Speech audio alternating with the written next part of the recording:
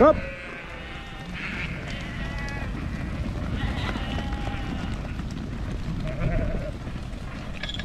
Welcome back to the channel, everybody. It's a lovely sunny day today. A little bit breezy, but at least the sun is shining. I've just moved the ewes over into the next door field. I'm going to head back to the yard now, get a coffee, go catch up with Dad, have a little chat.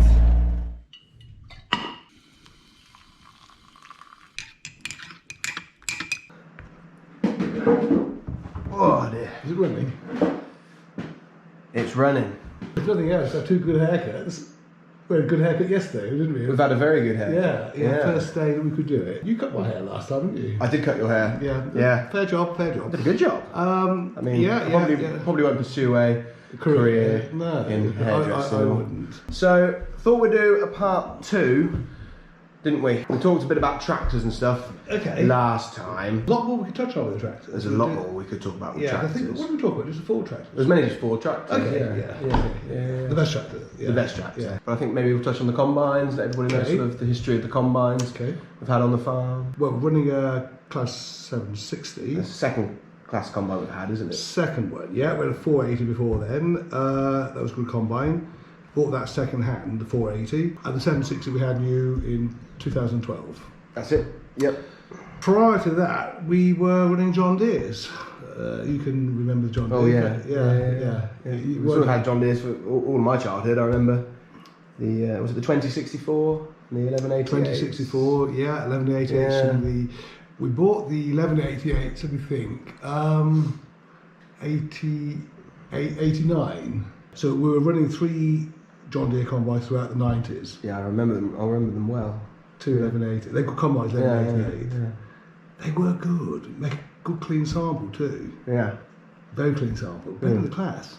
Yeah, you've always said about the sample in the Claas. Yeah, it's a bit dodgy. It can be hard to sort of get the settings right, can't it? I think it can. I think really our 760 is equivalent to the old 580, which is equivalent to the old 480. 480. Yeah. So we're sort of back to an upgrade to 480, if you like. Yeah. Which is pretty much what we wanted, a newer version of a 480 combine. Because you're doing 10 an hour, which is not bad. Yeah, we can sort of rattle off sort of a fair bit in a day, can't we? Yeah, I mean, potentially that's 100 acres a day, but in reality, when never do. When you're going from field to field, you're moving around, you've got to take the bed off and move it down the road and put it back on. In reality, it's 60 or 70, isn't it? Yeah. But we had this combine new in 2012. 2012, yeah. And that was the wettest year for a long time. And I nearly got it stuck. There's a photo hanging on the wall. There's water in the tram lines, isn't there? I think it was Mum or somebody took the photo, and it's coming down a tram line and there's just sitting water in it.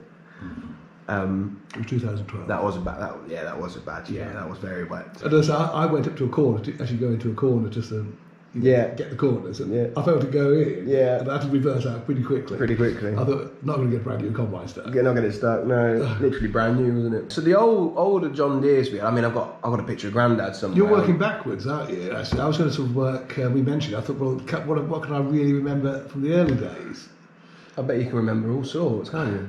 Well, my earliest, when you said you wanted to do something about the combines, and the earliest memory I've got, of course, and everybody would know about them, is the Massey Ferguson bagger one. Yeah. As kids, we used to like going down the slide. It was oh God. But why on earth they had these bags going down the slide? Onto the ground. You're going to pick it up. Pick from the ground. It's like baling hay almost, isn't it? You got to go and. Well, to be honest, I'm not sure why I remember. I think I only remember it because of the slide, actually, because that was the best part about that combine. I got 4, I suppose. That's your earliest memory. Earliest memory of a combine. See, it was mainly the slide. Us kids going down the slide. That is hilarious. No, that's just good fun. For me, it's the 2064, the 1188. In the 90s. Okay. But I've got that picture of Grandad. I think you said it was about 80s time, mid 80s, and he's on this cabless John Deere, isn't he? Yeah. Well, leaning over, having a look. Well, going into the 60s now, and Dad's getting a little bit more modern, and he buys a yellow Bamford Clays combine. Yeah. I think they were made in Belgium. Yeah. I remember you telling me about them. 3 combines. Yeah. I don't know why he needed 3, but he had 3, and they were lined up. Was it buy 2 get the third half price? No, or something? that was a bit like that. If he, 1 would never be enough. No. It would have to be 2, maybe 3. Yeah. I never had the pleasure of driving one. No, well, no cab. There was an old chap on the farm. He's dead now. No cab, and he used to come out, and Dad did, because Dad used to ride them too. They were black. You couldn't see them. No. And when they were doing barn, you felt for it because their eyes. Oh gosh. Yeah, well, you wear your goggles when you do the lawn mowing, so. It was a bit. So I don't think I can picture you when a cab has come down. Pansy, doesn't it? It does, yeah. But you do. You wear with your goggles on. Yeah. Sitting on your little John Deere ride on mower. Yeah, but and this old chap used to tell me because they used to cut straw cut it anyway. You didn't have to go up the tram lines. No. You could cut it which way you like. He never used to like the wind as he used to step his backside. Yeah. He used to step something else, but. No, is that right? No, you used to have crosswind, of course. Yeah. If it was up, back, he would get completely plastered. So he'd cut it with a sort of right angle crosswind. Most like, hence the straw everywhere. I think in 78, 79, we bought a couple of Allis-Chalmers. Yeah. Gleaners. Yeah. I mean, it's crazy. They're 10-foot cuts. The Perkins engine, that fabulous combine. Yeah. And if you want to get a sample, they're the best sample ever. I guarantee you can't make a bad sample. You'd be a fool if you did. Yeah. Everything in that tank, you could drill it. Fantastically clean sample. Lovely combine. Yeah. I love the Allis-Chalmers. You've got to remember, I expect these Alices were probably in the sort of late 70s. They'd be, I don't know, early 60s model. So Right, yeah. Everybody else were buying New Hollands. Yeah. And having their fields drained, and just a little bit in front of us. And then your dad went out and bought 2 Alices. Yeah. It looked a bit sad. We did have one big advantage. We could actually drive them on the road. Yeah. I went Well, with the everywhere header on. With the header on. That's It's insane. straight to a field. Yeah. Yeah. That's the best bit. Down the road. Even with a 10-foot header now, you couldn't do it. No, so you could just zip about. Actually, to be honest, just take a 12-foot header. I'll go on to that in a minute. Yeah. On a John Deere 955, 12-foot header on the road. Yeah. You can do it. We could then. Well, you could then, and you could now if it wasn't so busy. Yeah. But honestly, the Glean combine is fabulous. Yeah. It really is. They never should have been scrapped, but there you go. So we had 2 of those, and what else then? So and a 955. So we were running these sort of 2 Alices and a John Deere, and we were making our progress back into arable farming. Hence, we started to look at Ford tractors seriously. Because throughout the 60s, I had always had Ford 5000s, and they were a good tractor. So in 81, we bought our first new combine, which was a John Deere 975. 975. Yeah, brand new. Yeah. And an air-conditioned cab. That was an extra. I remember that because we still had that when I came along. Still got the cab, I think. Yeah. So there's a bit of a changeover going over there. But anyway, we'd made a start in the 80s. We started for a week. We were looking at having fields drained. You could get grants, 50% grant to a fields drain.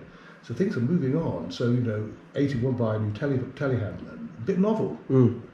It took quite a few years before they had it. Yeah. I suppose at the time it was. You really stayed. I suppose as soon as you had it, you were like, well, yeah. It was like a revelation. Yeah. You could Can't do without it now. Shift wheat quickly. Yeah. So I expect really what happened was that the Allises sort of faded. They did their job for a year or 2. Yeah. And we were combined with 11, 975 and a 955. Yeah. Made sense.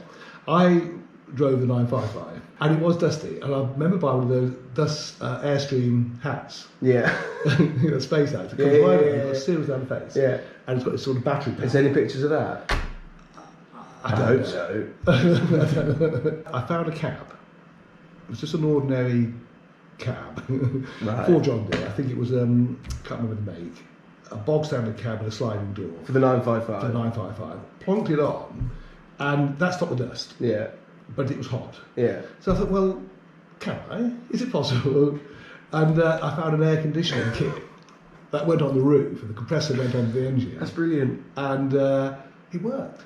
Yeah. Got the compressor running off a V belt. Yeah, off yeah. the engine. I think it was there. I can't remember how I did it, but the kit was quite good. It was quite a good So you've kit. taken this cabless combine, put a cab on it, and put aircon in it. Put aircon. It was quite not bad air conditioning. It came with the D, I think. There were kits available in the 80s. Then I put a radio because that.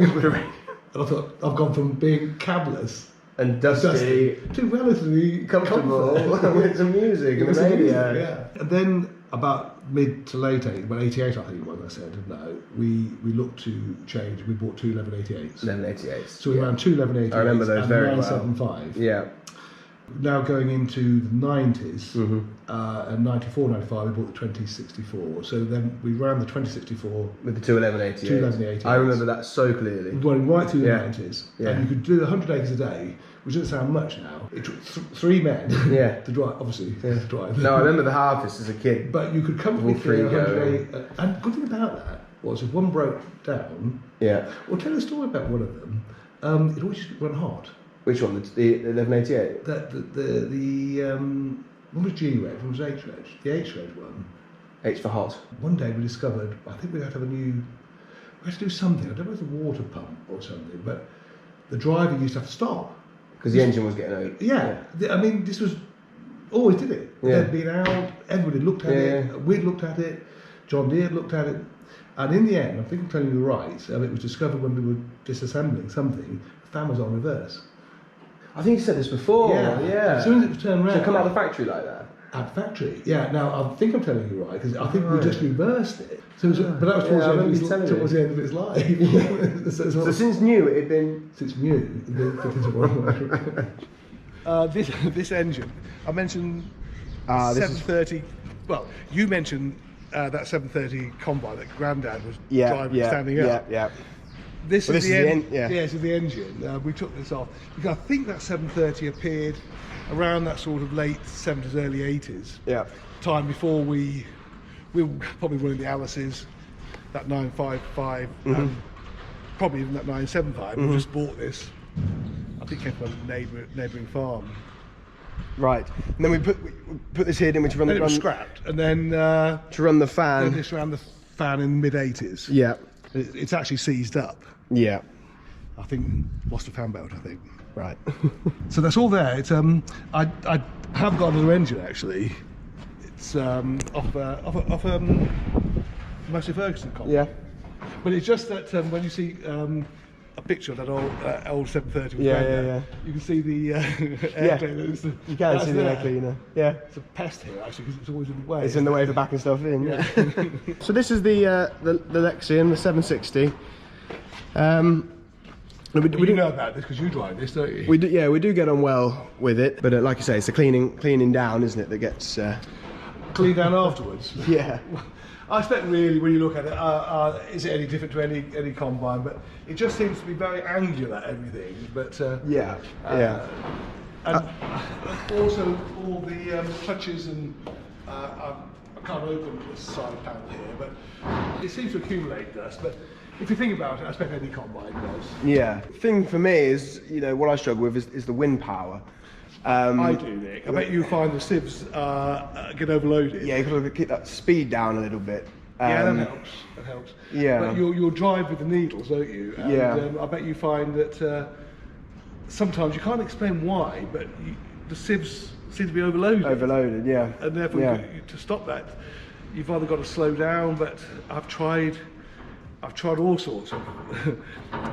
You want to maintain good forward speed, don't you, with minimum losses, and yet get on. Yeah. You just want to crack on, and when I drive it, I think, well, I wish somebody come with me now and really help me set it up. Yeah. So I can get the maximum you can out of it. Yeah. Do you find as well the back window? The back gets mucky. Rubbish.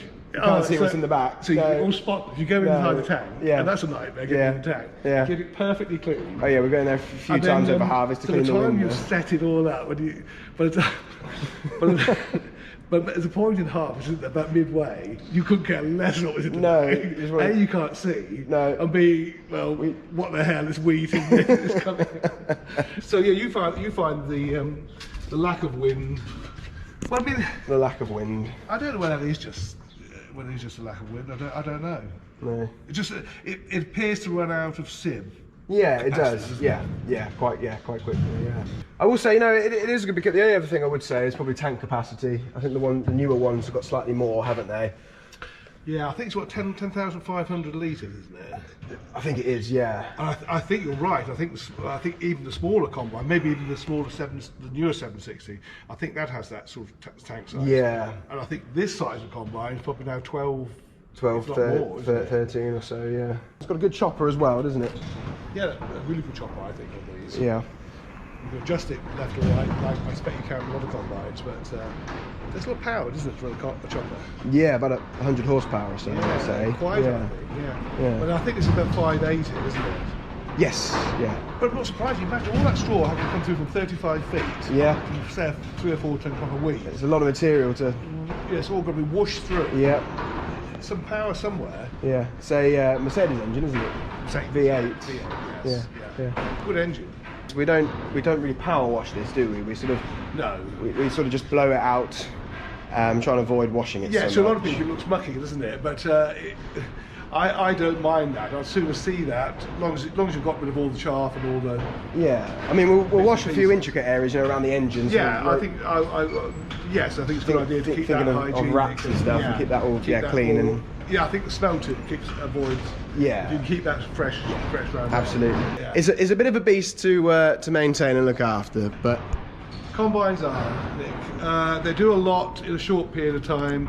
I think standing about doesn't do them any they're only favours. used once a year, aren't they? So Well, that's why we run it up or move it. Whether it does it, I think it does. I think belt standing in one place, they used to say round a pulley. That's not good. no, we run it up quite regularly, don't we? You do Get the drum running and get the drum running, move it Try around. and get the engine right at the temperature.